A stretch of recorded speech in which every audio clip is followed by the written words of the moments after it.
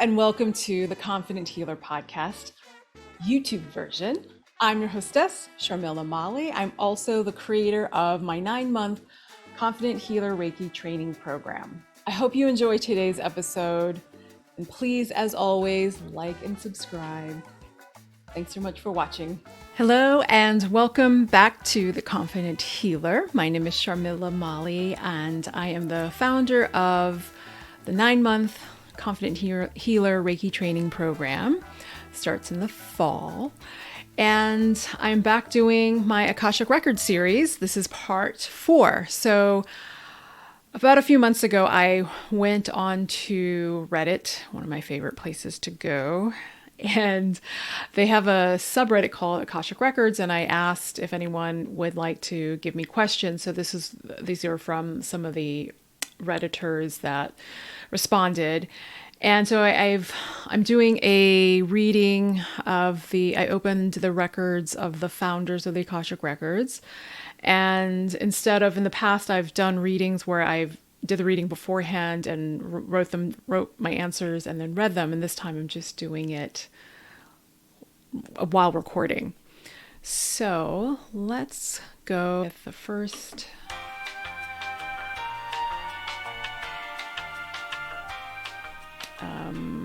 question here.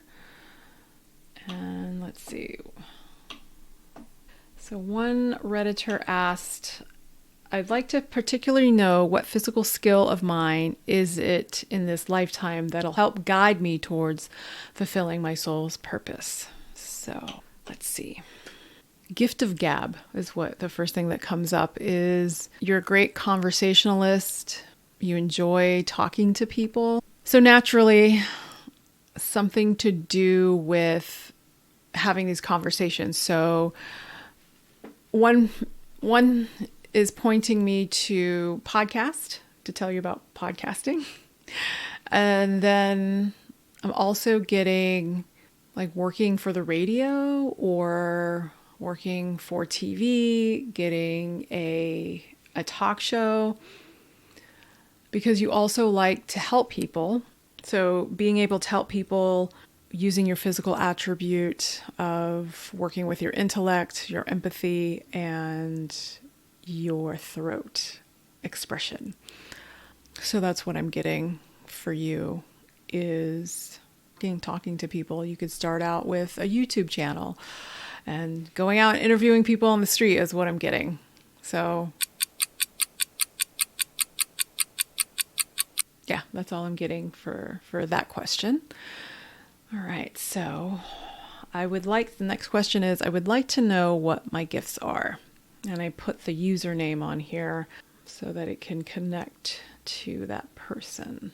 Art is what I'm getting. Any kind of art, any type of medium, because again, it's about expression, self-expression. And if you are kind of afraid to pursue, what I'm seeing is they're showing me pottery. If you haven't had a chance to do it, or it's been a while since you've done it, to get back into it, maybe study under some people. Also painting pieces as well, painting pottery pieces, but also painting art. Using a brush on a canvas or some sort of mixed media. Also maybe later on, like art therapy, using art as therapy for other people.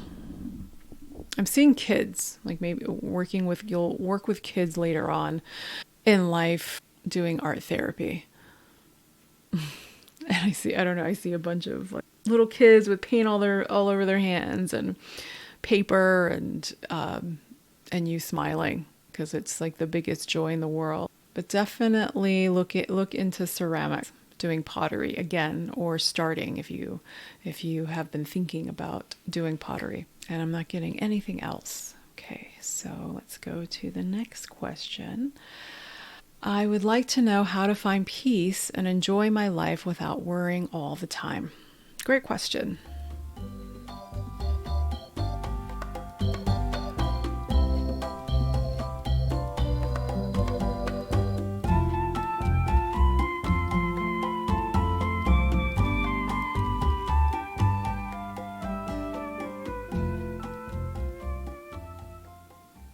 They're showing me getting into a body of water, like a lake, floating peacefully in a gentle stream, taking baths, lots of water. I'm seeing even doing meditation with something to do with like sailing or sitting by a shore and watching the water is a great visualization for you to help you have something tangible and something that you like, because that seems to, water lapping up has a hypnotic effect.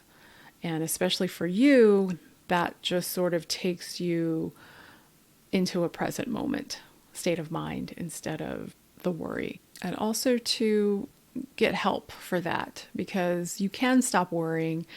You just have to retrain your brain on how to. So one of the things they're saying is like hypnotherapy.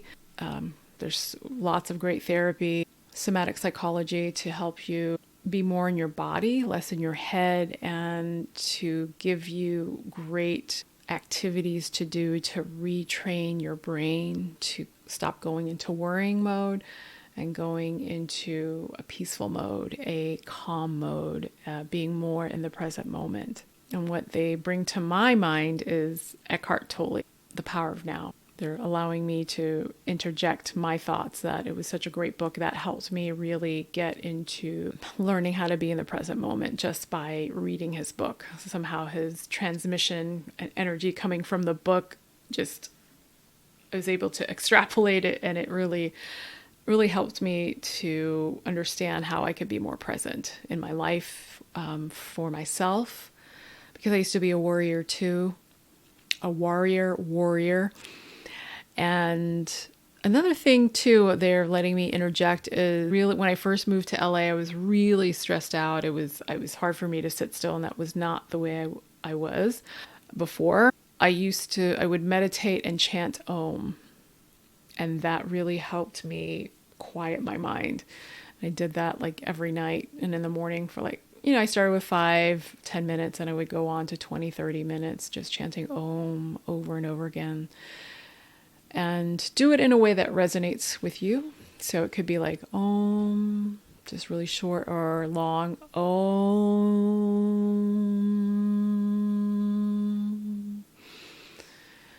And just, oh God, just feeling that vibration in my body, it just really gets me into a presence. It makes me be in the now, and just is very soothing. So let's see if there's anything else that they have to say, because those were my interjections. That's not from the founders of the Akashic Records. Let's see if they have anything else to say.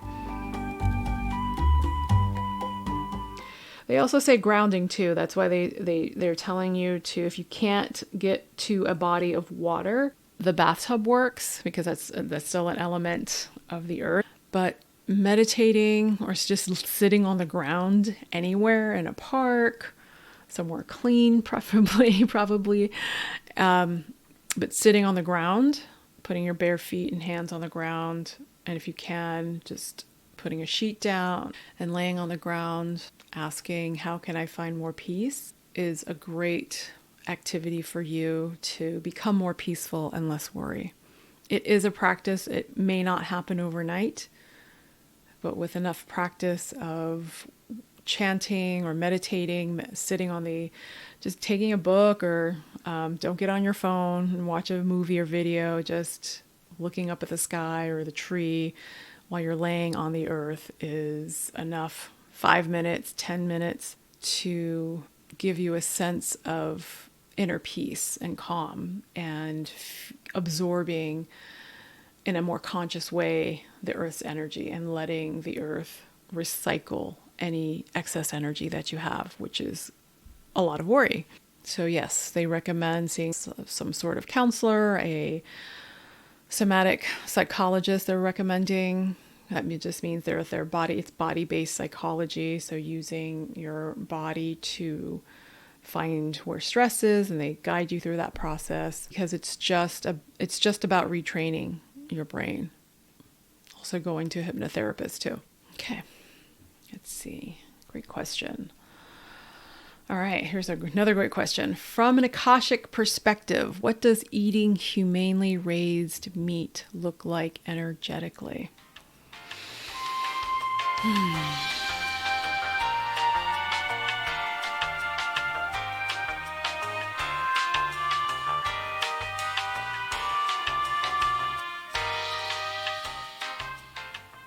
Well, so it's participating in a cycle of life, and energetically, you're taking on the energy of that animal depending on how much it's been processed. So if it's straight from the farm to the farmer's market, fresh, you slaughtered it yourself or somebody else slaughtered it, you're taking more of that energy on versus buying meat at the grocery store, which has gone through a lot of hands. And at that point, energetically, they're saying it's just sort of it has an energy, but it's not really distinct. There's not much energy that you're taking on because it's been passed through so many hands. What I'm getting is I'm being shown. It's kind of like, I don't know if anybody knows or remembers or is old enough to know what Pac-Man, the video game, was. This little circle that had a mouth that would just eat dots. So it's just showing me kind of like a Russian doll set, So you have, let's say, a cow eating grass, maybe has little bugs on it, little microscopic bacteria that's eating that, and then you're eating the cow. So it's just showing me just like it's a cycle. I don't know how to describe it. Just like Pac-Man, Pac-Man eats a little dot, and then something bigger eats the Pac-Man, and nothing is eating the human being except your own stress.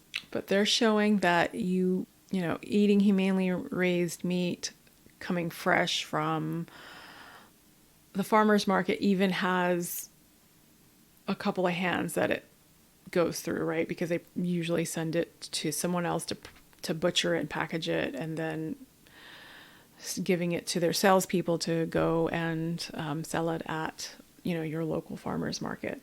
So the energy is a little bit brighter than buying conventionally raised meats in a grocery store that's mass produced. And they're saying if you want to add more energy, just blessing the meat and being grateful for the animal to give up their life and the people that have raised it and all the hands that it passed to get to your plate. And that brings in a beautiful energy that you can ingest. But they're not showing me anything like other than saying it's a cycle of life on Earth, that omnivores, carnivores you have to kill the animal to eat it, whether it's someone hunting or like an animal, prey animals, and human being the top predators. They're saying it's definitely different from a hunter going out and killing its own meat than a consumer, obviously, going to the market and buying meat. There's more of a connection. The work that goes into hunting and getting the gear and the knowledge and, dragging the animal back, and, processing the meat, skinning and butchering, storing, brings a different energy, more of appreciation and closer to a natural cycle of hunter and gatherers, an ancient way of life that humans have subsisted on since humans could develop tools and hunt animals. Eating humanely raised meat, giving gratitude will definitely add to I don't want to say it's not dead, it's just a flat line. There's nothing, there's no flavor, let's say energetically. There's nothing energetically that you're pulling from the meat, even though others might tell you differently. But at that point, when you're eating meat that you bought from a store, either from a farmer's market, which has less people involved than a big corporation that does mass production of meat, that buying it locally has a cleaner type of energy than it would from if you bought it from a grocery store like Tyson Chicken or something. It's an interesting question. I'm not getting anything else. But yeah, there's no, they're not showing any colors. It's just sort of colorless. It's like vapor. The energy is vaporous. Not vapid, but there's really no energy in it other than the energy of what humans have always done. And it's just a easier, more convenient way for most people to buy meat in the store than going out into the wild and going to someone's backyard and stealing someone's chicken to eat it. So yeah, that's all I'm getting for that. So thanks for that question.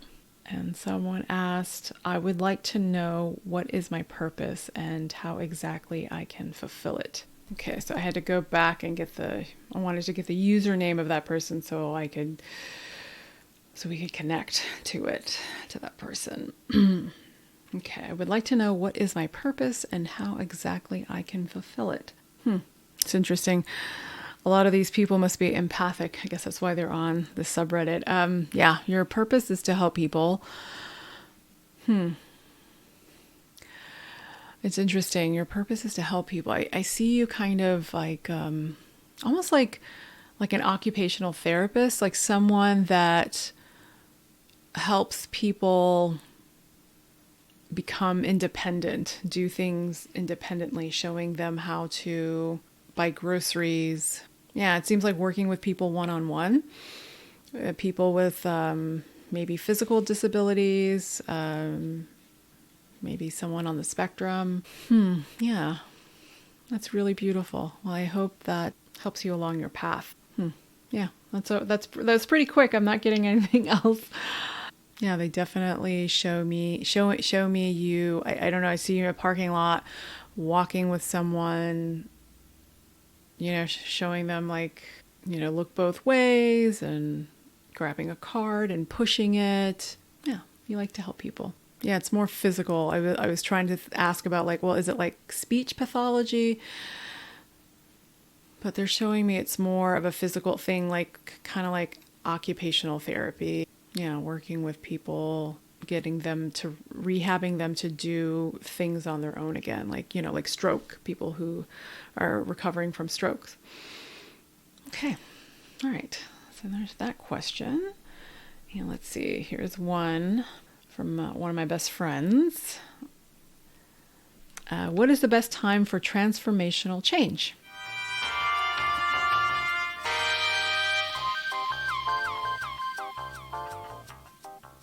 Well, they have a wise ass answer, which is perfect because she is definitely a smart ass.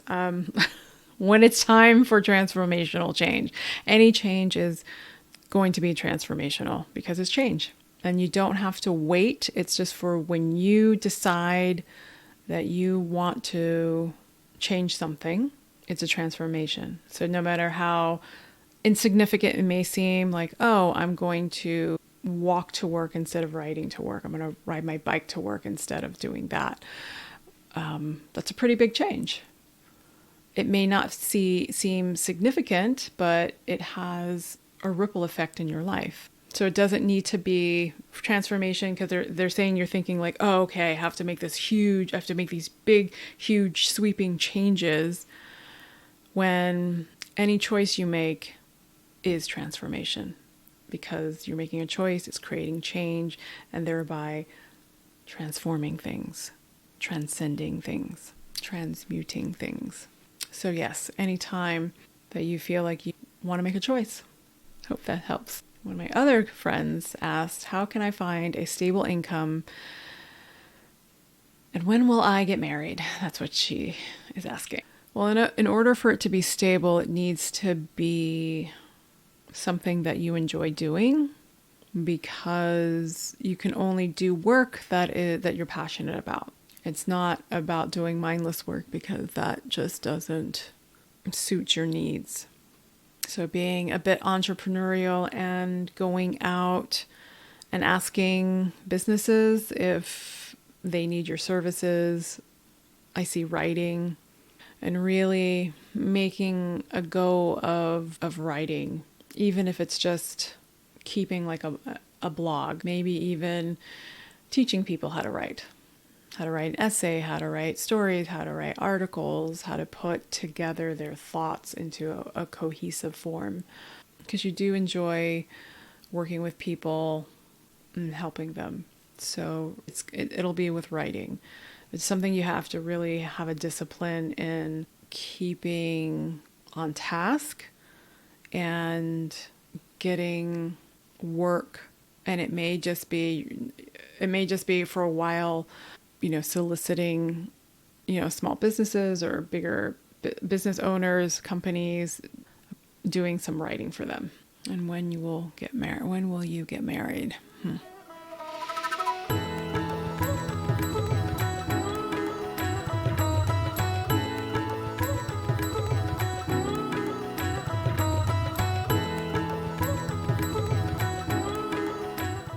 There's a part of you that hasn't wanted to, and it's more of something that is expected of you.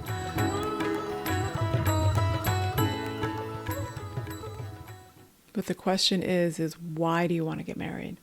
Is it for you to share your life with someone, or is it because it's expected of you? And once you make that distinction, then the answer becomes clear. Either you do want to get married or you don't. And then I have a question. So I had a new ceiling fan installed in the bedroom, and one of my cats is afraid of ceiling fans from a past experience where we had to evacuate from a huge forest fire about 5-6 years ago. And in two of the places we had evacuated to, two of my friends' homes, they had a ceiling fan, and she wouldn't come out from under the bed or the bathroom in those two places. And it's just going to take time, but I'm just wondering if there's anything I can do to help her get acclimated to the ceiling fan. She won't come into the bedroom, which is nice for us because we get to sleep in. And nobody's in my face waking me up at the crack of dawn to eat. So let's see. So they're showing me visualize the fan moving and her being underneath it and feeling cool air, which she doesn't like to feel cool air. She likes to be warm. She's a cat that likes heat. But to do that visualization, they're saying, which I know to be true, that she wants to be in here, and it'll just take her a few days. And her curiosity is more than her fear of the fan. And to show her that the fan, to visualize to her, to communicate to her that stays up there and she stays down here. It won't ever touch her. It won't ever bother her other than feeling a cool breeze. Okay, well, that's it. Those are all the questions that I got from the subreddit. Yay, Akashic Records. I finally finished all those questions. So thank you so much, subredditors from Akashic Records, for being patient with me. You probably already forgot, but I will post this link next week when it comes out on Monday, and that I have the answers to your questions. So thank you once again for being here and listening. And this is actually 3 years. I think I made my first recording. I didn't start releasing episodes until September, but I started recording early on in the summer 3 years ago, in 2020. And I believe I had my first one on the 4th of July. So I gotta look at that. So it's the anniversary. Yay. Happy birthday to me and the Confident Healer podcast. My name is Sharmila Mali. Thank you so much for being here today, and I will see you next time. Bye.